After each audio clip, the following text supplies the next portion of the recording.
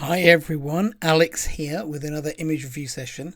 This is installment 6 of 6 of my first pass through my pictures taken in Canada in October or September into October 2025. And this folder contains pictures that feature crustaceans, and arthropods actually, because the sea spider I think is an arthropod rather than a crustacean, or is not a crustacean but is an arthropod. So they're all arthropods, but they're primarily crustaceans. So there we go. Some of the shrimps and crabs, particularly that are found in this area. So let's dive in. This first picture is a picture of a graceful decorated crab with these long legs, which had climbed up on top of the sea pen, and the sea pen was kind of bending over under its weight. And the sea pens are all in themselves an interesting subject. You don't often see other animals climbing on them in this area, but this big graceful crab was on there, graceful decorated crab was on there, and it gave me a nice opportunity to shoot this wide angle shot. I remember having to use a long exposure, fifth of a second, in order to get the blue background behind this, but I liked the blue coming through behind the orange, even though I had to push my exposure out to get it. And this is shot with the FCP lens. Macro lens now. This is with the 90mm and the MFO, and just a little picture of this sponge shrimp inside this glove sponge. And I just like the perspective of the layers of out of focus glove sponge leading your eye to the shrimp. It was actually quite a difficult shot to get this lined up for, and I probably would have liked a slightly different composition. It's not a bad composition, but I think that you could get a better composition, but it was just very, very difficult with the sponge moving in the current and the shrimp moving and everything else. So this was the best I got, and I do like it. It's nice and sharp on the shrimp if we zoom in. But it's, I would think I could have got a slightly, I think it's too central is basically what I'm saying. And I could crop it, but I quite like the space, so I've left it as it is. This is a sharp no, the name's gone blank on me. What is he called? A sharp-nosed crab. Yeah, that's right. A sharp-nosed crab. So the common crab species that most of the crab shots are actually of this species in the red soft coral. I like this wall of soft coral, and I like this little cheeky face sticking out. I think it's a pity that the edge of this polyp is over his eye. I couldn't see that when I was shooting. But the other eye is nice and sharp, and the white claws, I think, help pull your eye to the crab, this little decorator crab, who's pretty hidden inside there. But I think it's a fun little shot. It needs to be seen big, I think, to work, but I do like it. This is this is the same species of crab actually, but looking very different, older, with all this yellow sponge decorating its body. You can still see those characteristic claws of the sharp-nosed crab. And this one here is climbing on the red soft coral, and actually this piece of coral it's climbing on, all the polyps have closed as the crab passes over it. And the crab is up there trying to, benefit from this position to get food. But I really like the yellow crab. I like the detail on the crab, and I like the setting that it's in. So classic shot for me. Really like that one. This shot here, I think this is a young one of the same species of crab, but I'm really not sure on the idea of this. But I think this is a sharp-nosed crab, maybe just a very young one, but I could be completely wrong. And it's just on the yellow sponge with some red soft coral in front of it. But I like this composition. I find it really quite an interesting frame and quite a pleasing picture overall. Nicely composed. This is, I think this is this is a kelp crab, but it's an unusual species. I can't remember what species this one is either. I'm not very good on these species. Let me just look it up. So this one is a slender kelp crab climbing up on the bull kelp, and I really like this kind of, it's kind of a, it's interacting with the photographer, the pose, but I like the symmetry of this shot. I don't think the background is very nicely composed. I think the crab is so symmetrical in the picture. It's a pity the background wasn't more symmetrical, but ultimately I decided to approach the crab from the direction he was facing. And from that direction, the kelp forest behind wasn't very symmetrical. So it is what it is. But it's a cool looking crab with these big spikes coming off his face here, which I think are really cool. And he's got great big claws, and he's really, dramatic looking. But, it's not a perfect picture, but I do like it still. This is another sharp-nosed crab, this one decorated with tunicates, and this is shot with much more moody lighting, making him look something of a Halloween monster. But yeah, it's a nice little shot. I like the moodiness. I like the reds and the blues in this shot, and the predominantly black moody frame. Candy striped shrimp are one of the classic subjects of this location. Not always easy to find, but there were a lot on this particular trip, and they live particularly on these crimson anemones that aren't crimson in colour. They're often white in this area, but once you get your eye in for these guys, you can find them quite reasonably, but they're typically always awkwardly posed for pictures. You'd think they're beautiful shrimps, you'd think they'd be easy to shoot, but I always struggle to find them in nice positions. Probably I should dive with the pointer stick really, and you could maybe put it near them and hope they might move into a better position.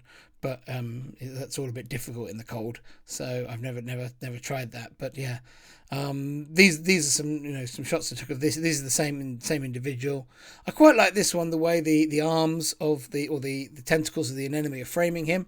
I think I would have loved it, obviously, if the shrimp was completely in this gap and you didn't have the black here either. But it was they're difficult to get the shot. You look at them, you go, oh yeah, so easy to get the shot, and they're just always just awkward when you shoot them. So I'm happy with these shots. And then these are shot with the MFO1, sorry, on the 90mm, and then this is the MFO3, and I could shoot the whole anemone, which was quite cool. So I just backed away a little bit and shot the whole anemone in the frame, and that's that same shrimp.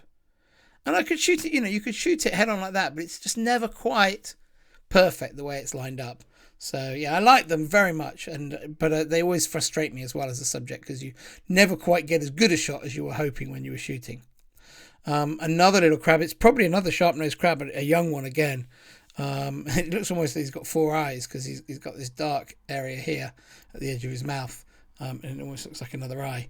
But yeah, I like this one. It's on the red soft coral. The coral polyps are in, and I just used I just pulled my strobes a little bit wider to generate this texture in the shot, and I like the texture in this shot on the red soft coral. Pretty shrimp, one of the common little hingeback shrimps, and yeah, this one here, he was just walking along the edge of walking on the yellow sponge, and I managed to find an angle where I could isolate him against the background, and I really like this angle. I think he looks really nice. The eye is super sharp, the whole picture's looking really pleasing. So yeah, I like this shot. Not one of the A-list subjects, but it's a nice photo of the shrimp. More candy striped shrimps, this time 3 in the shot. Pretty anemone, still messy. So yeah, they're just hard work to get the shots you want. And there were plenty of opportunities this time, but I'm happy with the shots I got, but didn't feel I got the killer image that was potentially out there. This is a maroon hermit crab shot with a snoot. The light coming down, just lighting up the face of the marine hermit, and a little bit of light just catching the very front of him. And I like this effect very much. It's also got this bycatch of this little snail on him, which I don't like it that much. I think it distracts you from the face, but it was there, so it was there. A sea spider, pycnogonid, on the soft coral. It's quite common that these guys are there. They're very small, but you can see his eyes here. But they're nice to feature, and it's a nice little commensal anode living together with the soft coral. So yeah, it's always nice to tell the story, and obviously because they live on beautiful red soft coral, you always have a nice picture, nice background when you shoot these guys. Okay, some more candy stripers. This one is a candy striper in against the edge of this crimson anemone. There's actually another shrimp with its antenna coming down here. I managed to keep out the frame, but I like this. This is a very colourful image. You've got the yellow sponge, and then the anemone, and then a candy striped shrimp in the middle. It's not loaded up properly. Let me try and make it load properly. That gets sharp now. And yeah, I like this shot, but again, it just doesn't quite have the. It's not perfect enough, I think. Such a beautiful subject, very hard to make a really special image of them. And this is a great big female, I think, of this species. And it's got this big green mass inside its body, which I think various friends have said to me, they're probably unfertilized eggs. So she's building up a supply of eggs to spawn. And this definitely was a really large candy striped shrimp. It's quite a nice clean shot, this one, actually. She was at the base of the anemone. I was able to fill the frame with her. There's some red soft coral at the bottom of the picture. And yeah, this picture I think is nice and clean, and that beautiful green stuff inside her, and you can obviously see all the pattern and detail on her. I think makes for a really pleasing picture. And we think this is a female because of the eggs. And, you know, she was quite a bit bigger than all the other candy stripers. So it does seem like this one here, the one at the back, is the big one. That one there. And that's probably also, again, a female, would be my take on this from what I'm sort of learning from the pictures. This is a pygmy rock crab. Very common little crabs in the reef. Always a good subject to shoot. And this one was particularly nice because it was living in a hole in a yellow sponge. So having all that colour across the frame, what a great find to find him and have just that impact in the picture. I often, sorry, I've opened that Photoshop. I often shoot these guys to the left, to the right of a frame, and I just for fun decided to put this one in the middle of the frame. But more typically in the past I'll shoot them off center, but here I just for variation. I like the way that the sponge seemed to lead your eye into him, so I put him in the middle of the frame just for a change. There'll be I often put them off center, like this crab here is, like this kelp crab here.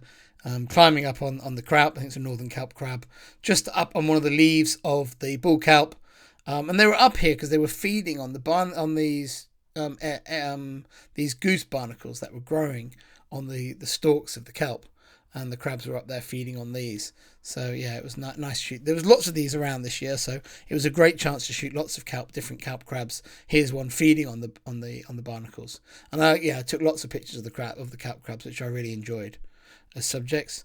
This is a pair of I forget what these guys are called, but this is a mating pair. So the male here has been guarding the female. She's probably recently molted. He's guarding her while she molts, and he's turned her around so they're face to face, belly to belly, so that he can fertilize her eggs. So that's what's going on in this picture here, and you can see the female down here. There are her eyes, and then there are the male's eyes up here, above. Right. Next shot, a snooted shot of a big-eyed hermit crab.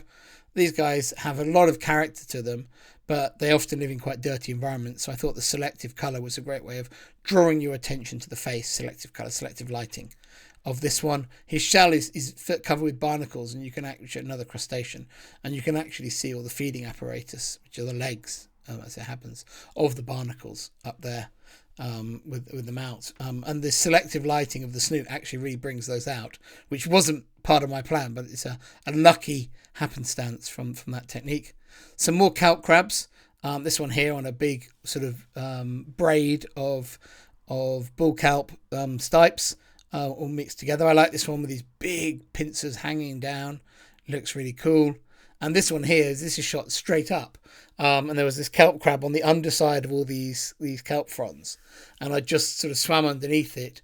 And I didn't look through the camera. I just held the camera underneath. Didn't breathe for a little bit and shot various pictures. And I quite like this upwards view with the kelp kind of almost coming out towards the lens. It looks quite cool. So yeah, that's this one. Oh, and that's our lot, because we're back to the beginning. So hopefully that was another interesting run through.